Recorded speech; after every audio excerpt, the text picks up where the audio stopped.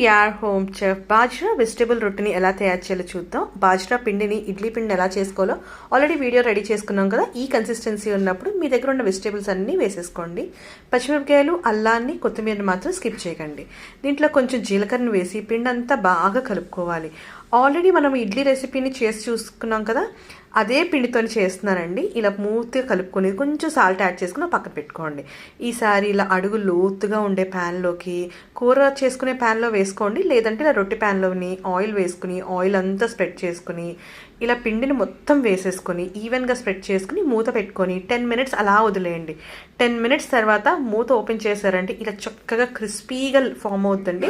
ఈసారి అన్ని పక్కల ట్యాప్ చేసుకుని మాత్రం వేరే సైడ్కి టర్న్ చేసాక మూత పెట్టకుండా ఇంకొక 10 minutes అలా వేగించుకొని వేరే ఒక ప్లేట్లోకి తీసుకొని మంచి కొబ్బరి చట్నీతో సర్వ్ చేశారంటే చాలా క్రిస్పీ అండ్ టేస్టీ బాజ్రా రొట్టె అనేది రెడీ అవుతుంది.